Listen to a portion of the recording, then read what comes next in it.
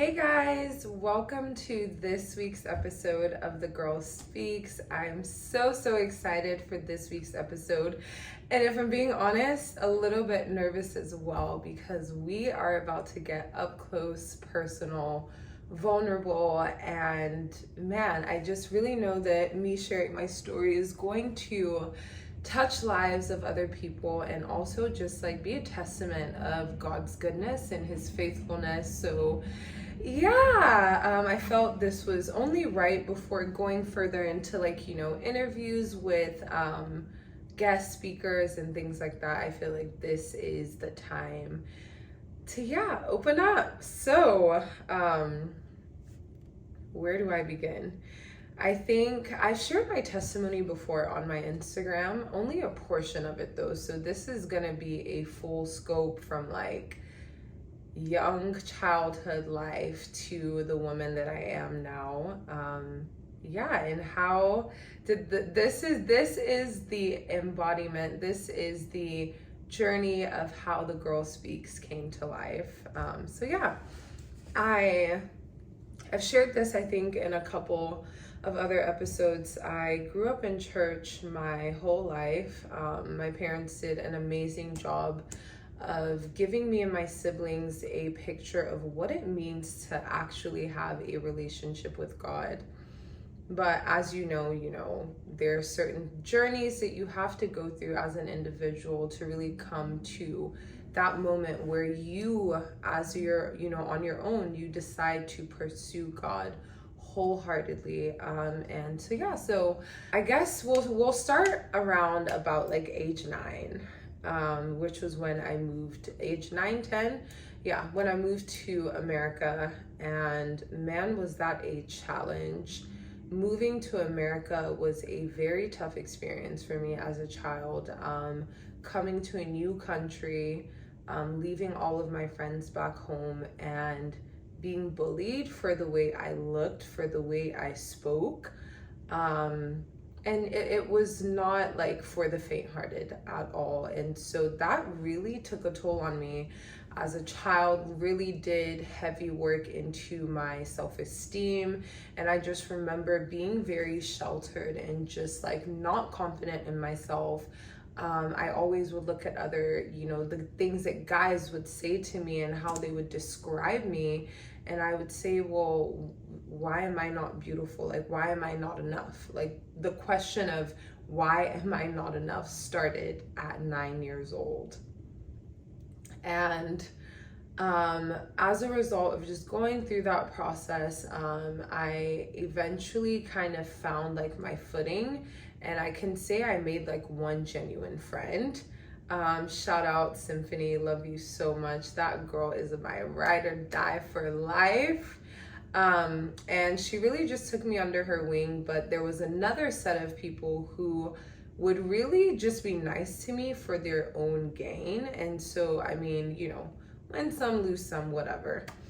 And as I progressed through, junior high and going into high school, as honestly as young as 6th grade, I remember being pressured for things that I had never been exposed to before. I'd never had a guy ask me if I was DTF. Like, imagine hearing that as a 10-year-old. Like, what do I even know? So that's, and for more context, like moving here at that age and being in the grade I started school back home and I was 2. So when I moved here, I was at least 2 years younger than the people that I was in a class in. And I actually like kind of got put behind just a little bit because of the age difference. And so I'm obviously, 9, 10 years old, and I have 11, 12-year-olds asking me if I'm DTF. If you don't know what that means, I'll put it in script. We don't curse here, okay? But look it up, you'll find out what it means. And I just remember being so like, oh, okay, well, this is what, like, people were literally having sex in like the 6th grade. It's insane. And so I, go on into junior high, and it's pretty much the same thing, everyone's dating. And I'm like, man, like, why don't any guys like think I'm pretty, or like, why once again, like, why am I not enough? And so I really was insecure, and unfortunately that was also the summer. Then I felt like this was unfortunate, but I'm so thankful. But my mom had, like, my hair got damaged, and I ended up having to go natural. And so my hair, like, I like ball fade, like down here. And my God, was that an experience. The, jokes, the teasing, just further, stomping my self-esteem into the ground. And it wasn't, that kind of was consistent through junior high. And it wasn't until high school where I don't know what changed. But everyone's like, oh, like, Bella Mai is so pretty, and oh this, oh that. And my friend Symphony was like, yeah, y'all been blind this whole time. But yeah, it just seemed like there was, certain attention that came out of nowhere, but also it wasn't like anyone was asking me to be their girlfriend. And I remember, this is really where the, nitty gritty begins. And I'm gonna insert a trigger warning here, because I am going to be talking about SA, and just some really tough emotional things. And so if that is a trigger for you, here's a trigger warning before I go deep into this. And I was waiting outside. Oh wow, I just realized I skipped a very significant incident. But yeah, I'm sitting outside. It's like freshman year. I'm like after like my first track practice, and this football player comes up to me, and he thinks I'm cute. And I'm like, oh my God, this is the first guy that has approached me that thinks I'm beautiful and is giving me attention, the thing that I've always wanted. Someone who is making me feel like I'm enough for them to even approach me, right? And he comes, sweet talk, all this. Oh, let me get your number. I want to get to know you. Give him my number, and we start texting. And I'm just like over the moon, because this is the first guy that has shown pure interest in me. And unfortunately, I was naive to what really was going on. And, a couple weeks in, honestly, not even a couple of weeks, like, he's asking me, oh, like, I want to have sex with you. And I would that scared me, but I would use the excuse like, oh, I'm not ready for that. Or, oh, I don't want to break my mom's heart. Those were the kind of excuses I was giving. But I grew to really like this man. He was 18. And eventually, we started like hanging out in person. And when we would hang out, he would ask for sexual things. And I would say, oh no, I'm not comfortable with that. But like, we can make out, whatever. And he was just persistent over and over. And he's like, oh, I really like you. This and that. And jumping ahead, this person ends up talking me into sending them semi-nude pictures, and I was so dumb, and he basically made me feel guilty about things. And it was a guilt tactic that was used. And he was like, oh, like, I really like you, and oh, this will like make up for this thing that happened, all that. And so I sent something, and he was like, oh no, like, I want to see the full thing. And I was like, okay, well, maybe he'll like ask me to be his girlfriend, or maybe he thinks of me that way, so I'll just do it. And I did, and that was the biggest regret I had in this situation, because the next time I met up with this guy, he was no longer as sweet as he usually was, and he basically made the same requests and said to me, if you don't do what I want you to do, I'm gonna send these pictures out, and no one's gonna believe anything you say, because I'm popular and you're not, and my word is gonna stand over yours. Whew. Can you imagine like that? Sorry guys, I'm just replaying this in my head, like word for word. That's exactly what he said to me.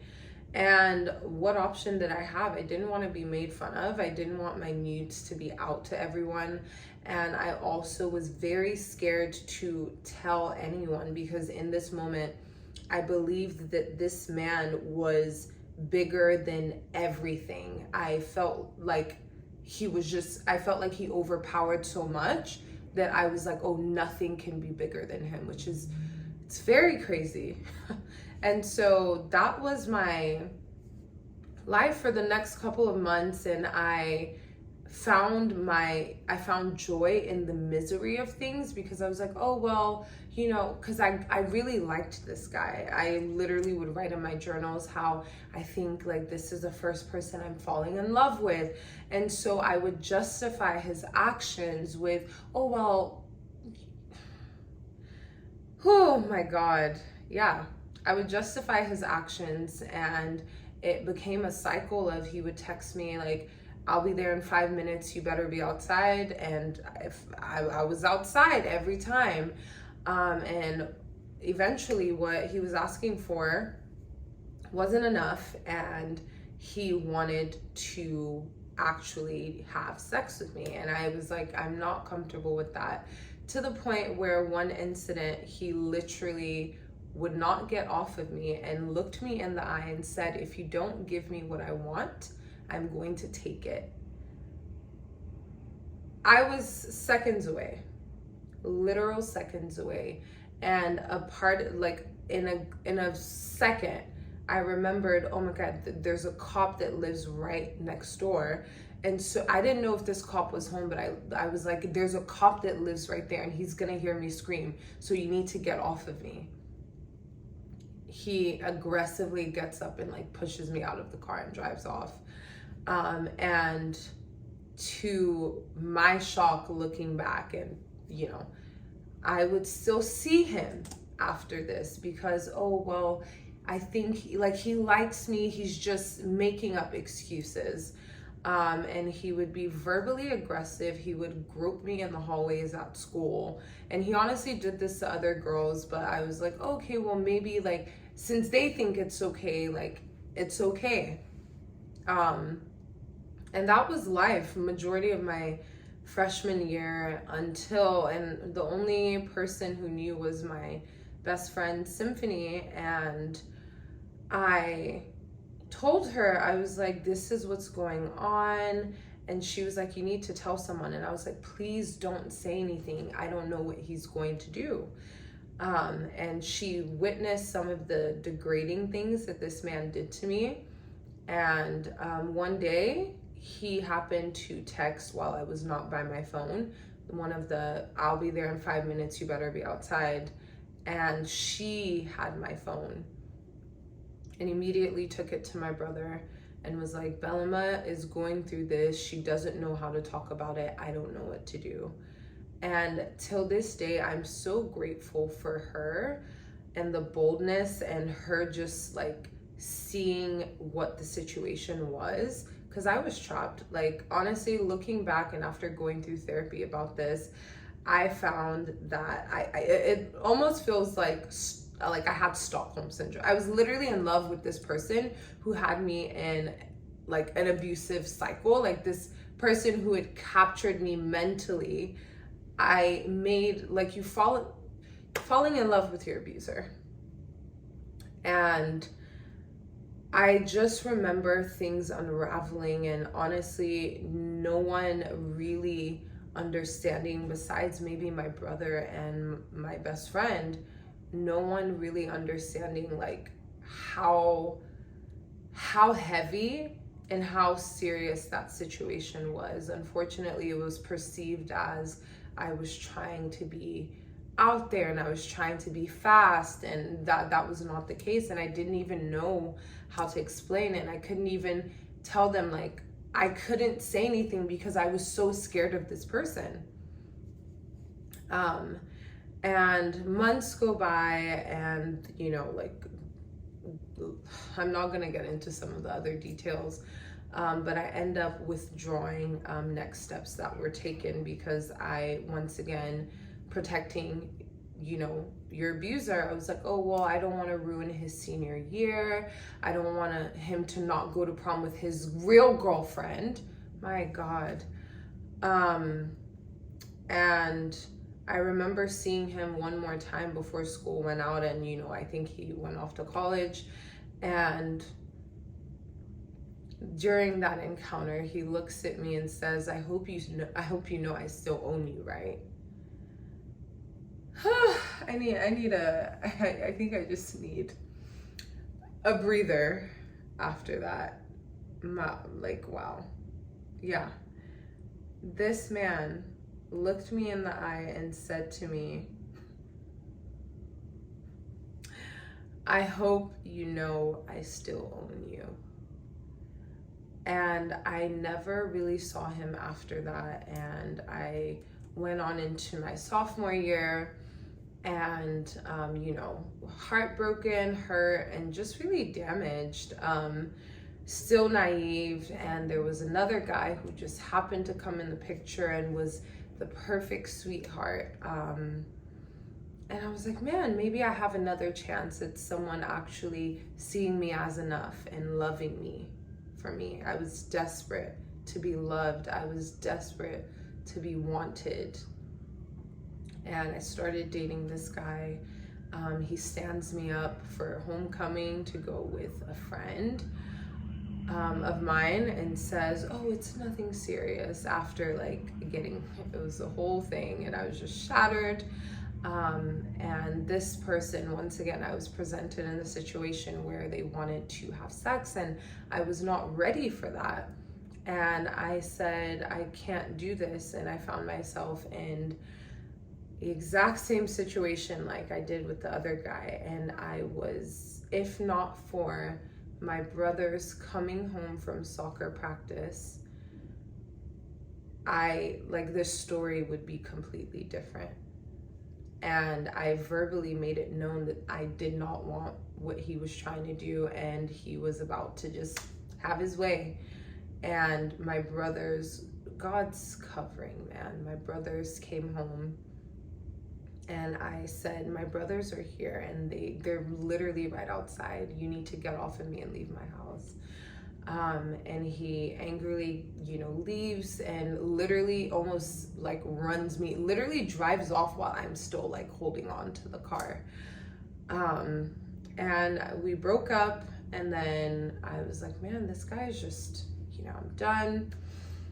Oof. A couple of weeks go by, and it's known that he's dating my friend that he stood me up to homecoming for. And I just remember going to warn her. I was like, hey, I know you guys are a thing now, but I just want to let you know that he has anger issues. And interestingly enough, a girl who had dated him before me, she had told me the kind of things that he would do to her, how he would hit on her, and just physically abuse her. But I was like, that's not the guy I see. And so I was like, oh, maybe they were just toxic for each other. And so he's dating this friend, and I've warned her about seeing his anger issues, which the other girl had told me about. And he texts me out of nowhere all of a sudden, trying to straighten things out and trying to work things out. And he's like, I love you. I'm so sorry that I did the things I did, and I really want to make this work. I've changed. And I was like, okay, let's I miss you. I want to work this out. I wake up the next morning to a phone call from my best friend telling me that our friend is dead and that he murdered her. I was speechless. This was probably the first time that I actually experienced losing someone, a death. And I was maybe 14 at the time. And I was just in shock and I was in denial. I was like, no, like Symphony, it's not possible. Like he was texting me the whole time and we were gonna be together and we were working things out. It couldn't, he didn't do it. My mind was so clouded. And I just remember the day when everything just became so clear and I realized over the course he was trying to use me as an advantage to and so that happens and I pretty much make it through the rest of my high school year with just, evading certain things and just not pursuing relationship and just like being a kid and just doing high school stuff. And yeah, I graduate out of high school and I'm just like, man, like God, now is the time. Like I really want to, like I've been trying to pursue all these things and they've all come up empty and void, and I want to go back to you. As a child, I was so strong and aware of the Spirit of God. I was so in tune with his voice. I remember literally not even being 6 and I would be in a room full of adults and they would ask me to pray. Like the adults in my life saw the gifting and the anointing of God upon me. And I have such very vivid memories of that girl. And I was just like, God, I want to come back to you. My post senior year summer before going into college was just a lot of uprooting and a lot of things coming up. Like I had gotten really bad into like partying so hard, smoking like 3 grams in one sitting, like fully functioning off the rails. And God was like, I'm about to expose all this and you're gonna have to deal with it. And I had to have these conversations with my mother, and like, let me tell you, God blew up my spot. Like he was like, you know what, like I'm gonna expose all of this and it's time for it to come to light so that you can face what really the issue is. And after going through that, I realized, I was like, I don't smoke because I want to. I don't do some of these things because I want to. It's because of the people that I'm around. And I severed some of those relationships or just distanced myself from those things. Like till this day, the smell of weed makes me sick to my stomach. My God. And so I go into college and pretty early into it, I end up getting into a relationship and genuine, friendship built that led into this relationship. And as I'm in this fresh walk of like dealing with the first genuine guy I've ever met to also really trying to solidify the foundation of my relationship with Christ, I realize I'm like, God, like, here's my heart for this and here's my heart for that. So I'm trying to learn how to discern the voice of God in the midst of decisions I'm making, the kind of conversations I'm allowing myself to be a part of. And all of this is going on and living my best life. But honestly, something that was a struggle for me, and even before actually doing the act, I struggled with lustful thoughts and being exposed to certain things on TV and like the desire to open that box. And after that actually happened, it made the struggle with lust even harder, because now, I've you don't have a piece of chocolate cake and you're like, okay, I'm never gonna eat chocolate cake again. Like, it was good the first time, I'm gonna want it again. And so as I began this new walk with God, while also now being in like my first concrete relationship, that was a struggle. And I'd be like, okay, I'm not gonna do this.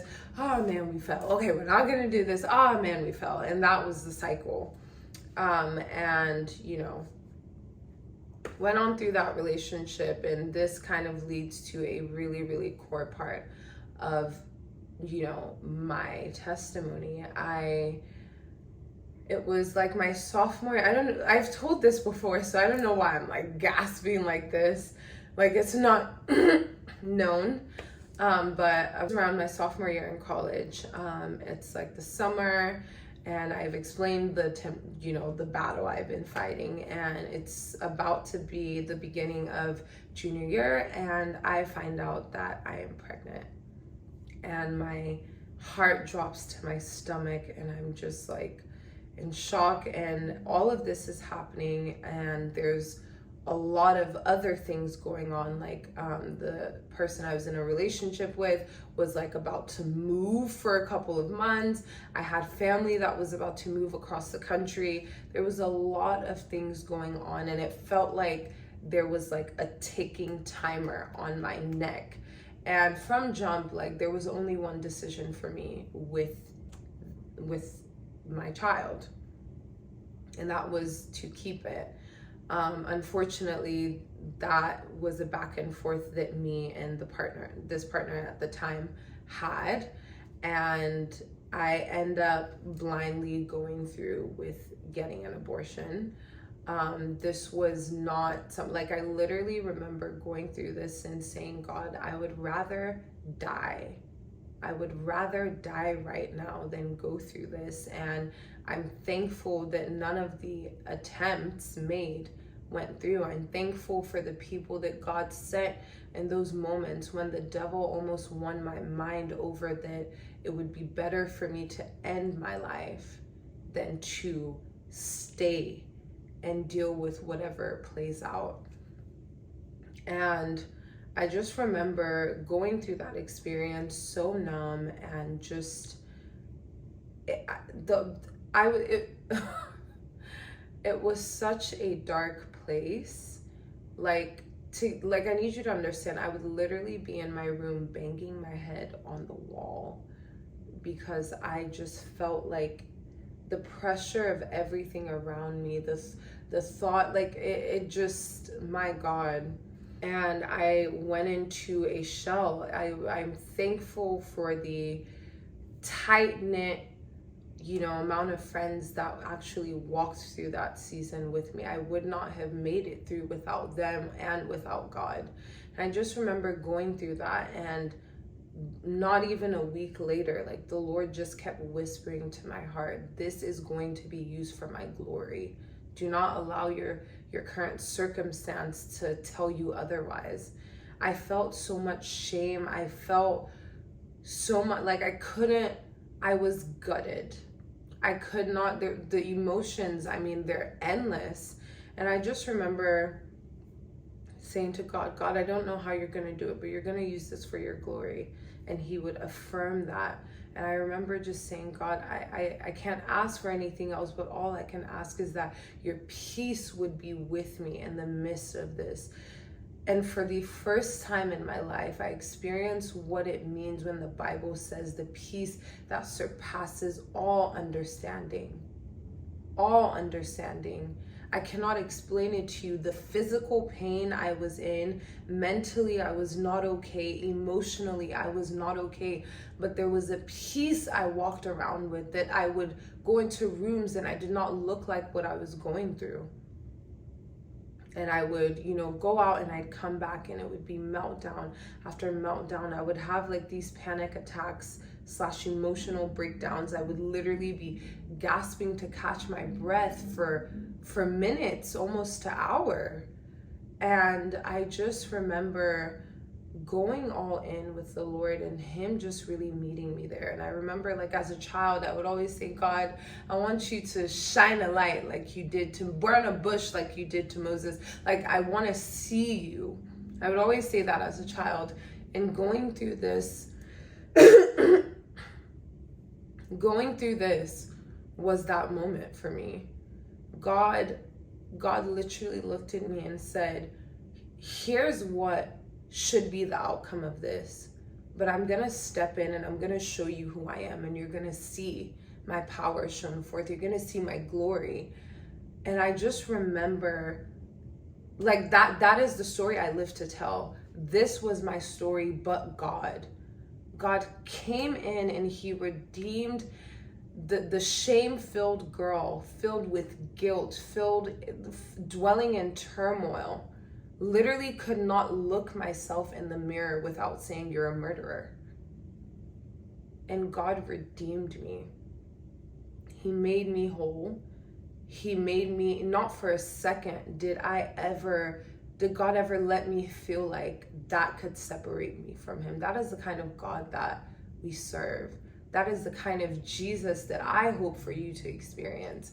And I dove into like serving in church, and I was just really going ham with the Lord, and a lot radically changed in my life.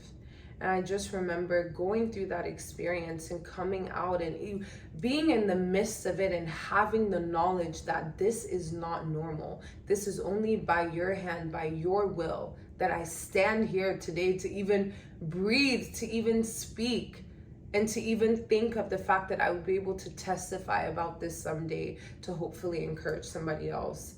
And God did a work in me, and there are times where when you encounter God in such a way, there's no way that I can taste and see of your goodness, and I would go back to the garbage that I was living in before. And I told God, I said, God, should I fall over and over again, I don't care. I will always be in pursuit of your presence and in pursuit of relationship with you. I never want to be separated. I never want to be apart from you. Even in my shame, I will run to you because you've shown me not only who you are as Lord in my life, you've shown me who you are as Father and as a friend. The amount of times that I would be literally shaking and crying in my room, and I would just feel the presence of the Lord hug me. No human could give me what I needed in that season. And God met me exactly there. And, you know, looking back, right, at all the things that I've gone through and why I've shared the experiences that I've had, from day one, the enemy has been questioning my worth. He's had me settling for situations that were far beneath what God desired for me. I fell into the trap of the lie that I had to, you know, deal and take abuse in order to feel loved and wanted. I was desperately searching for something that I could have just run to God and gotten in that moment. And I, as painful as those situations were, I'm thankful to God because those are the things that have molded me to the woman that I am. And through my journey, God revealed to me the power of vulnerability, the power of your testimony, the power of sharing the things that God has helped you overcome, because the scripture said it, and I think I shared this in the first podcast, by the word of their testimony, they shall overcome. When you're quiet and when you keep things in, like I say this all the time, share with wisdom, share with release. If the Lord is telling you to hold on to it, hold on to it. But our stories and the things that we go through are not just for God to deliver us from them and then we keep going. There's so many people that from just the smallest testimony. So imagine the littlest thing that God has ever done for you. There are at least 100 people that would benefit from you sharing that thing. And going through how the enemy would, in all these situations that I went through, I felt silenced. I felt like I couldn't come out to say anything. Even looking back at the situation with the guy my freshman year in high school, I was so scared to open my mouth. That was the key to my freedom, to open my mouth and speak of what was happening to me. But I fell into the trap of thinking that this man was bigger than everything else. And now, even as I say this, I look back and think like, how nasty the enemy is that I believed the lie that a human was bigger than God. Like, oh my goodness. And I'm so passionate about, sharing with vulnerability, because there are people that will meet me and see me and they're like, oh, you just have this all together and you just do this so eloquently and you do this so well. And I'm like, I am here by the grace of God. Literally a girl saved by grace. My life was anything but perfect. But I stand here to look at anybody who thinks they're too far gone for God to redeem them, who thinks they're too far gone to think that there's anything worthy to be used inside of you. You're looking at me, a girl who literally could be labeled as so many things. But God redeemed me and he made me whole in him. I found my identity in him. And sometimes it takes the broken situations for us to really realize who God is. Sometimes it takes us hitting rock bottom to really see that nothing else in this life will come and meet you there but God. Because you can call the people you were swinging with back in days, whatever the case may be, and they will not answer you. And so this is like, I'm so passionate.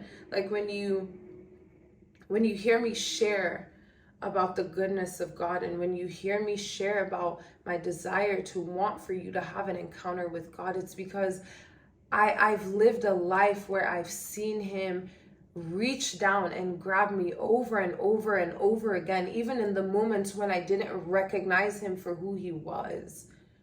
And so I share my story to bring hope, to be a living testimony, to be a relatable experience and tangible evidence for you to see what the hand of God can do if only you would give him your yes. And I just, my God, like, oh, I'm getting just so stirred up on the inside right now, because I think about, I'm getting emotional. I think about, even like, there's so many other layers to my testimony, which I think will organically come as we go through this journey of this podcast. But when I look at the trajectory of what my life should have been and what it is, all I can say is thank you, Jesus. Thank you that your grace never left me. Thank you that your hand never left me. For those of you who think that you're far gone away from where the grace of God can cover you, the Bible says that his grace is sufficient. His grace is enough. And there's nothing that God cannot do. There's nothing that is too big for him. And so, yeah, when you see the heart that I have and why I'm so open and bold about my faith, it's because I've lived a life that the enemy almost won. He almost had me. He almost sold me a counterfeit of a life to settle for. And I'm so grateful that God never stopped running after me. I'm so grateful that he kept pursuing me, that even in the times where I would run and try to hide from him, he was always on the other side of the wall that I thought I built that could separate me from him. And yeah, like, and now looking back at that little girl who went through all the things that she went through, I can say that she would be proud of me. I can say that all of these sufferings were not for nothing. When the Bible talks about how God uses what the enemy meant for evil to turn it for good, I am living testament of that. That is the story of my life. My life is tangible evidence of what the grace of God can do. And I believe so strongly that the same transformation and redemption that I've experienced in Christ, he desires to do the same for you. And yeah, so that's just a little glimpse into this girl behind the camera that speaks of the goodness of God and his faithfulness. And yeah, I look forward to carrying you guys along through the rest of the journey of this podcast. And I hope that this testimony speaks to someone's heart. I hope that you see God in this and that you don't just see, oh, you like, I pray that as you hear, as you've digested these words, that there would even be a transformation that would begin to happen on the inside of you, that would lead to a transformed life, a 180 for you. Because God desires to do that. God desires to take your broken pieces and turn them into the most beautiful thing you've ever seen in your life. And He's more than capable of it. And yeah, so thank you for, being here. Thank you for supporting this journey. And I'd encourage you to share this with anyone who you think would need this and who could be impacted by this. And I just look forward to carrying you guys along the rest of this journey with me. But that's it of this episode of The Girl Speaks. And yeah, love you guys. Bye.